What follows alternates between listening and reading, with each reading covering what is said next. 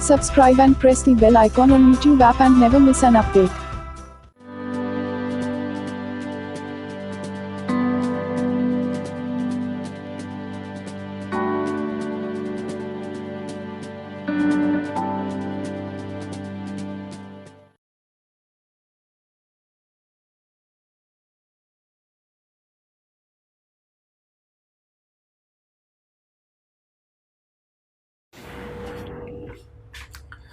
Hello dear friends, welcome to target education. तो आज basically अपन एक दूसरे टूल की स्टडी करने जा रहे हैं which will be useful for the characterization of the random variable and the tool which will be discussing from today onwards is gonna be variance. ध्यान देना, वेरिएंस पे टोटल 2 वीडियोस आएंगी। आज का जो पहला वीडियो है, यहां मैं पूरे के पूरे इसको अमली जामा पहनाऊंगा कि वेरिएंस आया क्यों, वेरिएंस की जरूरत क्या पड़ी, वेरिएंस का अगर बाय द वे आप वैल्यू निकालते हैं किसी भी एक फ्रीक्वेंसी डिस्ट्रीब्यूशन या किसकी प्रोबेबिलिटी डिस्ट्रीब्यूशन से, तो वैल्यू आपको क्या इन्फर करके देती है। और इसके जस्ट बाद एक दूसरा वीडियो आएगा, वहां मैं गेट के प्रीवियस कुछ 4 से 5 प्रॉब्लम लूंगा। तो आज की थ्योरी 4 से 5 न्यूमेरिकल प्रॉब्लम्स कंप्लीटली आपको एक अच्छा सा पैकेट देंगे वेरिएंस का। आप किसी भी टाइप के वेरिएंस के प्रॉब्लम को आसानी से डील कर पाएंगे। ध्यान देना, इससे पहले मैंने 3 वीडियोस रिलीज किए, वहां मैंने सेंट्रल टेंडेंसी का इवैल्यूएशन किया रैंडम वेरिएबल का यूजिंग द एक्सपेक्टेशन, जिसको मैंने मीन भी बोला और एवरेज भी बोला। लेकिन आज जिस टूल के बारे में बात कर रहा हूं, वहां मेरा बेसिक एम जो होगा वो कायदे से रैंडम वेरिएबल के डिस्पर्सन की स्टडी करने के लिए होगा। डिस्पर्सन का मतलब कायदे से जो इंडिविजुअल जो क्या है रैंडम वेरिएबल अपने मीन से कितने डिस्पर्स्ड हैं या मीन से कितने डेविएटेड हैं, या फिर मैं ये बोलूं आज से कायदे से आज से आप कैलकुलेशन करने जा रहे हैं कि आपका जो मीन जो है वो कितना कंसिस्टेंट है, या आपका जो क्या है रैंडम वेरिएबल जो है वो कितना कंसिस्टेंट है। So from today onwards we are going to discuss about the consistency of your random variable. Is that part clear? तो चलिए, वेरिएंस स्टार्ट करने से पहले अपन कुछ इंपॉर्टेंट पहलुओं के बारे में जरूर लिख लेंगे, साथ में लिखते चलेंगे। Write down, the variance is used for the evaluation of the deviation of the individual random variable from its central value bracket में लिख सकते हैं मीन। इसका मतलब ये कायदे से आपको एक कैरेक्टर देगा, किसका? आपके रैंडम वेरिएबल का, कि इंडिविजुअल रैंडम वेरिएबल्स के जो डेटा हैं ये इसके मीन से कितने हिले डुले हैं। या फिर मैं ये बोलूं वेरिएंस जो कायदे से क्या इवेल्युएट करके देगा, ये इवेल्युएट करके देगा कि कायदे से आपका रैंडम वेरिएबल जो है वो कितना कंसिस्टेंस है। तो मैं ये बोलूंगा the variance of the random variable calculate the consistency of your random variable. ठीक है, तो यहां मेरा एम ये होगा कि मेरे को ये जानना है कि आपका जो क्या है रैंडम वेरिएबल वो कितना कंसिस्टेंट है। ठीक, आगे जाके देखता हूं मैं। ध्यान देना, बाय द वे मैंने पहले भी देखा हुआ है, the random variable can be bifurcated in 2 part. The first could be continuous random variable and the second could be discrete random variable. Now for the time being, if the continuous random variable has been chosen as small x and discrete random variable has been chosen as a capital X, then their variances mathematically are referred as. ध्यान देना, mathematically आपको variance कैसे refer करने को मिलेगा। So for the CRV it is referred sometime as sigma square of x, or it is also referred as variance of x. Both of them are very same. Similarly, in case of discrete random variable, it is also referred as a capital X or variance of the capital X. Is that part clear? जहां की sigma जो है ना, sigma चाहे वो small of x को, या फिर मैं sigma of the continuous random variable हो, या sigma of the discrete random variable हो। So basically the sigma is nothing but the standard deviation. What it is? Standard deviation. So there is a strict relationship between standard deviation and the variance, and that is nothing but variance is equals to of square of the standard deviation, which can also be called as a sigma square. So do not gate confusion it. और साथ में ये nomenclature भी ध्यान देना, कल के दिन न्यूमेरिकल में कुछ ऊपर नीचे प्रॉब्लम घुमा के पूछ ले, या एक नया तरीके से अगर बाय द वे रिफर कर दे किसी प्रॉब्लम में कुछ डेटा, सो बच्चा जनरली कंफ्यूज हो जाता है। Is that part clear? तो यार एक चीज ध्यान देना, मैंने पहले भी बोला था कायदे से वेरिएंस जो है वो किसका इवेल्युएशन करने जा रहा है, ये बेसिकली डिस्पर्सन का इवेल्युएशन करने जा रहे हैं। किसके? आपके रैंडम वेरिएबल की। कायदे से इंडिविजुअल रैंडम वेरिएबल इसके मीन से कितने डिस्पर्स हैं, या कितने एक्सटेंट से क्या है, हिले डुले हैं। ये मैंने पहले भी पढ़ाया हुआ dispersion using again the variance, statistics में आप जरूर पढ़ लेना। चलिए यहां ध्यान देना, the formula which we use for the evaluation of the variance is gonna be sigma square. It could be for the small x as well as it could be for the capital X. और या फिर दूसरा तरीका है, आप सीधे सीधे लिखें इसको, variance of x is equals to of expected value of x minus expected value of x whole square। ठीक, तो ये पहला एक जेन्युइन फॉर्मूला है विच कैलकुलेट्स द वेरिएंस। ध्यान देना यहां पर कायदे से इसने किया क्या है, सबसे पहले इंडिविजुअल रैंडम वेरिएबल को सब्सट्रैक्ट किया है इसके सेंट्रल टेंडेंसी से। तो कहीं ना कहीं इसने क्या कैलकुलेट करने की कोशिश की है, डेविएशन कैलकुलेट करने की कोशिश की है इंडिविजुअल रैंडम वेरिएबल की इसके मीन से। स्क्वायर करने से बेनिफिट ये होगा कि कभी बाय द वे ये वैल्यू पॉजिटिव हो सकती है, कभी ये निगेटिव हो सकती है। मेरे को इसके मैग्नीट्यूड से मतलब है कि कायदे से इसका डिस्पर्सन कितना है magnitude wise. I am not worrying about whether is a positive negative. और बाय द वे अगर ये पॉजिटिव निगेटिव होने लगा तो शायद वैल्यूज एक दूसरे को क्रॉस कैंसिल करने लगे और लास्ट में एक अच्छा खासा डेविएटेड रैंडम वेरिएबल का भी वैल्यू या रिजल्ट कितना आ जाए, 0 आ जाए। मैंने इसको पहले भी पढ़ा है, वेरिएंस जरूर देख लेना। तो ओवरऑल स्क्वायर लेने के पीछे रीजन ये था कि मैं चाहता था कि वैल्यू कभी भी निगेटिव ना हो।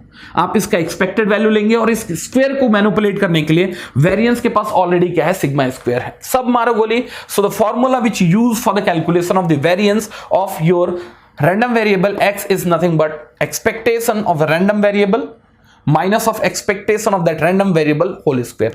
यार एक्सपेक्टेशन निकालना आपने पहले ही सीखा हुआ है तो उसका मैं यूज कर रहा हूं। देखो इसको मैं लिख सकता हूं एक्सपेक्टेशन ऑफ, स्क्वायर को अंदर लेके आओ, x square plus of E square of x minus of 2 of x E of x.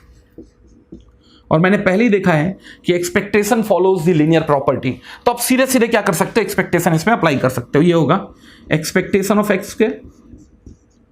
दूसरी चीज यहां ध्यान देना, ये क्या है, एक्सपेक्टेशन ऑफ एक्स का होल स्क्वायर। ये खुद में क्या है, कांस्टेंट है भाई। एक्सपेक्टेशन ऑफ एक्स क्या होगा, कांस्टेंट होगा, इसके स्क्वायर भी कांस्टेंट होगा। तो आप एक्सपेक्टेशन किसी कांस्टेंट वैल्यू पे अप्लाई कर रहे हैं तो रिजल्ट भी क्या होगा, वो सेम कांस्टेंट वैल्यू होगा। We have already seen as a property of expectation. Minus 2 of E X, ये कांस्टेंट है, बाहर आ गया। अब ई जो है या फिर एक्सपेक्टेशन है वो रैंडम वेरिएबल एक्स पे अप्लाई होगा। ये फिर से क्या होगा, ई ऑफ एक्स अगर मल्टीप्लाई करेंगे तो डेफिनेटली क्या होगा, स्क्वायर होगा। तो यहां से आपका रिजल्ट जो आता है बाहर वो होगा variance of x is equals to of E x square. आप इन दोनों को सब्सट्रैक्ट करेंगे तो ये होगा e square of x. So that's gonna be very very important outcome of the variance. It's a very very important outcome for the variance। ठीक है, जहां x क्या है, कहीं ना कहीं आपका रैंडम वेरिएबल है। इसी पूरे के पूरे फॉर्मूला को आप एक दूसरे तरीके से भी इवेल्युएट कर सकते थे। अगर बाय द वे मैं रिकॉल करूं, आपके फ्रीक्वेंसी डिस्ट्रीब्यूशन में आपने वेरिएंस कैसे इवेल्युएट किया था, वेरिएंस कैसे इवेल्युएट किया था, ध्यान देना। तो आपने जो वेरिएंस इवेल्युएट किया था वो जो था, ध्यान देना, आप थोड़ा सा भी रिकॉल करेंगे, it was a discrete sum of ध्यान है आपको क्या था, x i f x i, और यहां एक्स आई का क्या था, स्क्वायर था, minus here it was x i f x i का whole square and that was the variance of your, obviously variance of your given class। आपका क्या है, कलेक्टेड डेटा का क्या था, वेरिएंस था।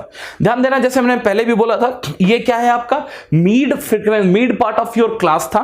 कायदे से एक्स आई जो है वो किससे रिप्लेस हो चुका है, in case of discrete random variable x j से। सिमिलरली एफ एक्स आई जो था उस क्लास का करस्पॉन्डिंग क्या था, फ्रीक्वेंसी था, ये रिप्लेस हो चुका है किससे, प्रोबेबिलिटी मास या करस्पॉन्डिंग प्रोबेबिलिटी फंक्शन है, जिसको मैं बोल सकता हूं पी ऑफ एक्स जे। चलो ये डेटा अगर मैं फीड करना चालू करूं तो यहां से भी कुछ कंक्लूड कर सकता हूं। ये डेटा फीड करना चालू करता हूं मैं, देखो तो ये हो जाना है आपका summation of X J square P of X जे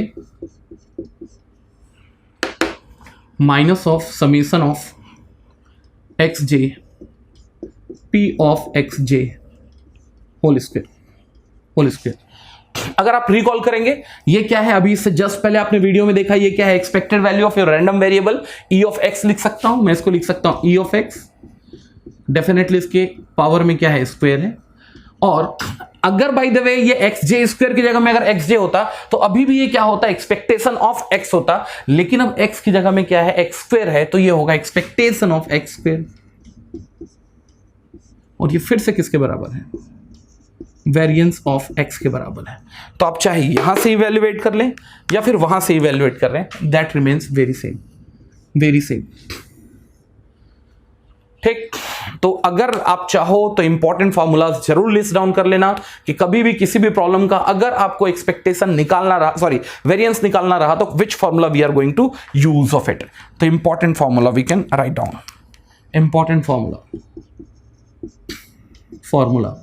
इसको मैं दो पार्ट में क्या कर रहा हूं, बाइफरकेट कर रहा हूं। एक होगा डीआरवी के केस में, तो डीआरवी के केस में आपको कैसे इवेल्युएट करना है, तो आपका जो वेरिएंस होगा, वेरिएंस ऑफ जो कैपिटल एक्स होगा वो होगा X J square of P of X J, definitely J is equals to 1 till the last value, and here is gonna be minus times of X J P of X J whole square. Is a part clear in case of DRV. ठीक, और similarly in case of CRV आपके जितने भी discrete सम है वो convert हो जाएंगे किसमें, कंटिन्यूअस सम में। In case of CRV variance of the continuous random variable X, now it will become a continuous sum from minus infinity till infinity. X of square F of X, पहले क्या था, probability mass function था, उसका जगह ले लेगा आपका probability density function, minus of x of f of x dx from minus infinity till infinity square of it, square of it। ये फॉर्मूला ध्यान रखें। और इन जनरल ये चीज तो मुझे देख के समझ में आ रही है भाई कि वेरिएंस किसी भी रैंडम वेरिएबल, चाहे वो डीआरवी हो चाहे सीआरवी हो, is equals to of expectation of X square minus of expectation of X whole square. तो कुछ इंपॉर्टेंट फॉर्मूलाज हैं, जरूर इसको बाय हार्ट करके रखो, आगे मैं इस पे बेस्ड कुछ न्यूमेरिकल भी लूंगा, वहां ये काम आ जाएगा। ठीक है, सो दे आर इंपॉर्टेंट फॉर। ठीक, अब मैं कुछ इंपॉर्टेंट प्रॉपर्टीज के बारे में डिस्कस करूंगा regarding the variance, which is very very important. मैं अब डिस्कस करूंगा कुछ इंपॉर्टेंट प्रॉपर्टीज के बारे में वेरिएंस के। चलिए एक चीज ध्यान देना, अगर मैं ये बोलूं variance of a constant A is equals to, देखो मैंने पहले भी पढ़ाया था स्टैटिस्टिक्स में, अगर वेरिएंस ऑफ कांस्टेंट वैल्यू निकालोगे तो 0 आएगी। आप इसको अच्छे से विजुअलाइज यहां से कर सकते हैं। वेरिएंस ऑफ एक्स, यहां जो एक्स है वो क्या है, रैंडम वेरिएबल है, लेकिन अब मैंने रैंडम वेरिएबल को ए लिया है, इसका मतलब हर एक रैंडम वेरिएबल्स की वैल्यू क्या है, एक फिक्स्ड कांस्टेंट क्वांटिटी ए है। उस केस में अगर आप इसका वेरिएंस निकाल रहे हैं तो फॉर्मूला ये यूज करेंगे, आपका जो x है वही एक्सपेक्टेशन ऑफ x होगा। क्यों? क्योंकि मुझे पता है कि कायदे से एक्सपेक्टेशन और average of the same constant और रिपीटेड कांस्टेंट वैल्यू क्या होती है, 0 होती है। So here it would be a minus of a, ये खुद में 0 हो जाएगा, तो एक्सपेक्टेशन ऑफ a क्या होगा, 0 ही तो होगा। तो कायदे से मुझे ये समझ में आया, variance of a is equal two of 0। Next, variance of ax, आपके पास एक रैंडम वेरिएबल x है, आपने उसको स्केल अप किया है या स्केल डाउन किया है, but whatever it might be, but the multiplication factor is a। More over ध्यान देना, अगर आपने इसको a से मल्टीप्लाई किया है रैंडम वेरिएबल को, तो इसका चेंज क्या आएगा, the x has become a of x। और अगर बाय द वे आपने x को a ऑफ x में कन्वर्ट किया है तो उसका एक्सपेक्टेशन प्रीवियस एक्सपेक्टेशन से a टाइम्स ज्यादा हो जाता है। इसका मतलब यहां a आ गया, यहां a आ गया। अब मजेदार चीज है, आप इसका एक्सपेक्टेशन निकालेंगे तो पूरे के पूरे वैल्यू में अगर a मल्टीप्लाई हुआ है तो a यहां से बाहर आने की कोशिश करेगा। a अगर बाहर यहां से आया तो स्क्वायर के साथ आएगा, ये वैल्यू आएगी a square of variance of capital x, variance of capital x। आप चाहो तो यहां से भी देख सकते हो, अगर आपने x ऑफ j को a ऑफ एक्स जे में कन्वर्ट कर दिया तो ये क्या होगा, एक्स जे स्क्वायर की जगह में a of X J square, a square बाहर यहां से निकला, एक्स जे की जगह में a of X J, a अगर बाहर निकालोगे तो फिर से a स्क्वायर ही बाहर निकलेगा, तो रिजल्ट जो आएगा वो कुछ ऐसा होगा। तो इसका मतलब ये है कि कल के दिन अगर मुझे कैलकुलेट करने को बोला गया 2 ऑफ x, तो ये होगा 4 times of variance of x।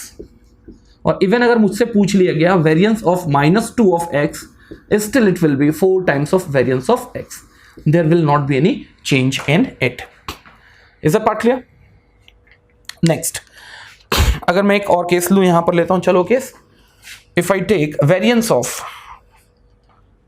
Of आपने रैंडम वेरिएबल में कॉन्स्टेंटली एक वैल्यू ए को एडअप किया है, तो आपका जो x है उसके हर एक वैल्यू में आपने a को एडअप किया है, तो एक्सपेक्टेशन भी जो आपकी नहीं आएगी वो क्या आएगी, प्लस a आएगी। तो यहां का a और यहां का a क्या हो जाएगा, एक दूसरे को क्रॉस कैंसिल करेगा, तो इसका मतलब आपके वेरिएंस में कोई चेंज नहीं दिखने जा रहा।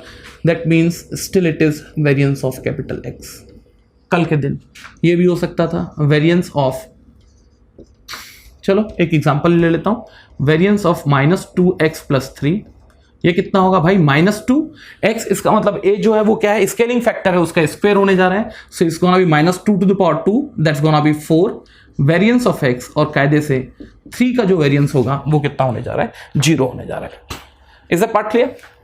तो थोड़ा सा आप ये फॉर्मूलाज को ध्यान रखेंगे, नहीं तो आगे जाके आपको शायद क्या हो जाए, तकलीफ हो जाए। नेक्स्ट,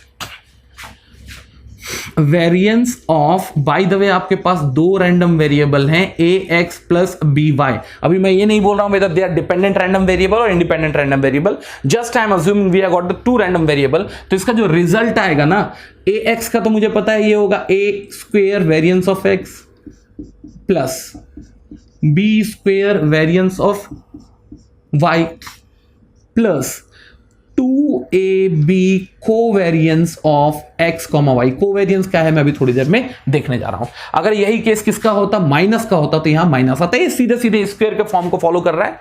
अगर ax प्लस by का होल स्क्वायर लेंगे तो क्या होगा, a² x², तो ये होगा a² x² का मतलब variance form of x, b² y², that's the b² variant form of y, और साथ में होगा plus, in case of plus, 2ab covariance of x, y। ठीक, यहां एक चीज आप कोवेरियंस थोड़ी देर में पढ़ोगे तो ज्यादा अच्छे से मैं समझा पाऊंगा कि कोवेरियंस का फिजिकल या टेक्निकल अंडरस्टैंडिंग क्या है। ठीक है, नाउ अगर मैं कोवेरियंस को थोड़ा समझ ही लूं, इतना अगर आ गया हूं तो मैं, what is the covariance over here, what is the covariance over here? The covariance between the two random variable x and y is equals to of expected multiplication between the deviation of the individual random variable from its expected value.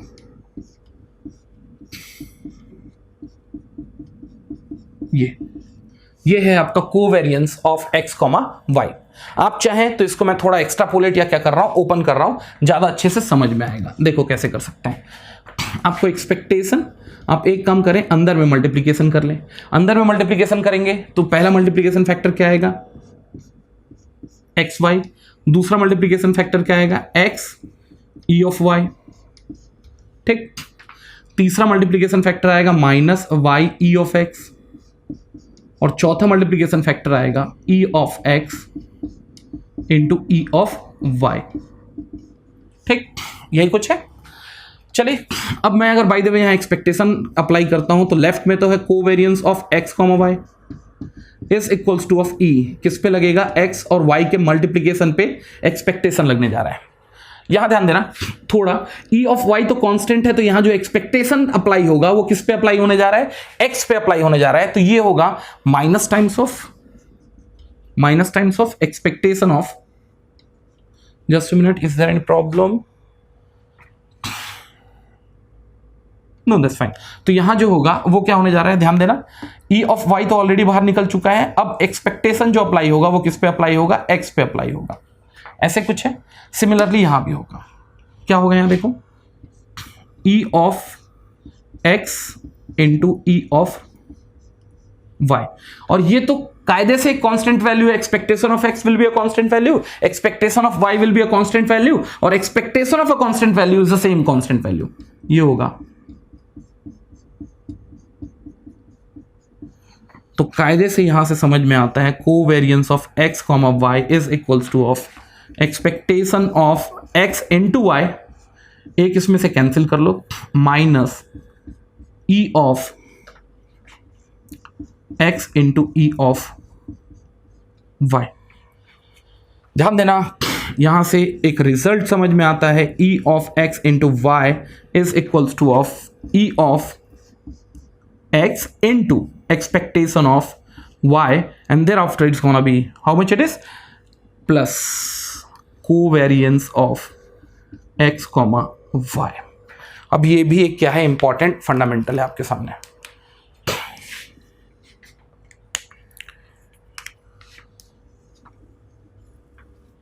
ये भी क्या है, important fundamental है. हाँ, लेकिन एक important fact ये है, covariance between the two random variable is equals to of 0 if x and y are the independent random variable.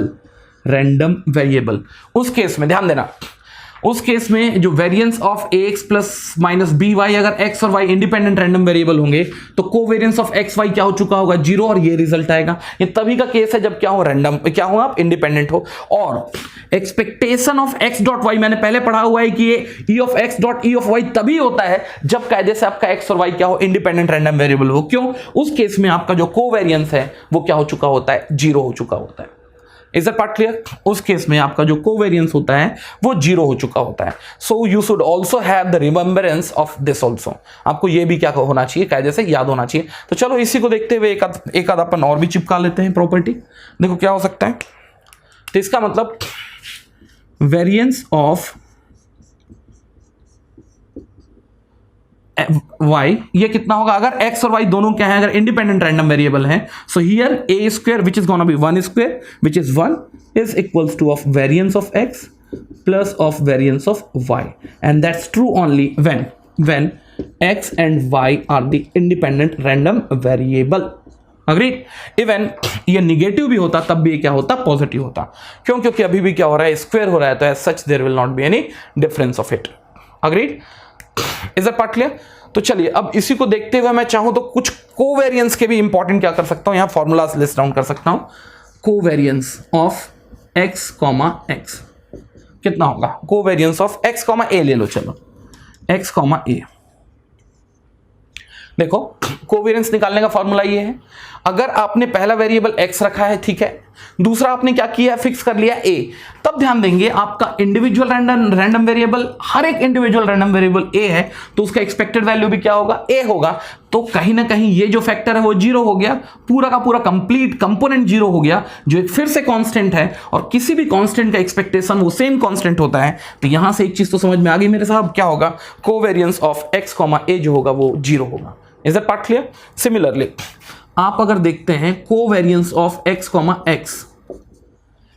x कितना होगा, ध्यान देंगे भाई, ये भी ex of e of x हो गया और ये भी क्या हो गया, x ऑफ ex हो गया. तो यहां से आप क्या कंक्लूड कर सकते हो, तो कायदे से ये जो पूरा का पूरा कंसेप्ट है वो कहां पहुंच चुका है, वेरिएंस के पास पहुंच चुका है. देखो वेरिएंस में क्या देखा था आपने, x minus e of x का होल स्क्वायर, और यहां भी क्या है, ये e of x of ex था, और दूसरा रैंडम वेरिएबल भी आपने क्या ले लिया, x ले लिया. इसका मतलब y will get replaced by x of minus of e of x. तो यहां से समझ में आता है ये किसके बराबर हो जाएगा, वेरिएंस ऑफ x के बराबर हो जाएगा.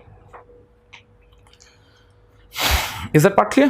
तो यार इस टाइप की चीजों को अगर थोड़ा थोड़ा आप समझते चलेंगे तो आप डेफिनेटली चीजों को कोरिलेट कर सकते हैं. इवन मैं एक चीज और लिख सकता हूं, covariance of x comma y. Even आप इसको इंटरचेंज भी करेंगे तो थिंग्स विल नॉट चेंज. ठीक है, लास्ट हो सकता है covariance of ax comma by is equals to ax plus by, sorry, is equals to of, is gonna be AB covariance of x comma y. इससे ज्यादा मुझे नहीं लगता कि वेरिएंस और कोवेरियंस के लिए कुछ भी कैलकुलेट करने की जरूरत है. इसके जस्ट बाद मैं कुछ क्या करूंगा, गेट के प्रॉब्लम लूंगा, बट गेट के प्रॉब्लम लेने से पहले कुछ मैं सॉल्व न्यूमेरिकल प्रॉब्लम्स लूंगा कि कायदे से वेरिएंस को अपन कैसे डील करेंगे किसी भी एक प्रैक्टिस प्रॉब्लम से. 2 प्रैक्टिस प्रॉब्लम लूंगा और सीधे सीधे मैं क्या करूंगा, कुछ गेट प्रॉब्लम्स लूंगा नेक्स्ट क्लास में. और ये सब के सब आउटकम आपको थोड़े से नोन होने चाहिए क्योंकि गेट में लगातार पूछे जा रहे हैं. सो आई थिंक द वेरिएंस का theoretical part is over from my side. We'll meet with the practical problems including 2 practice problem along with the gate problem. चलिए मिलते हैं फिर. Thank you very much.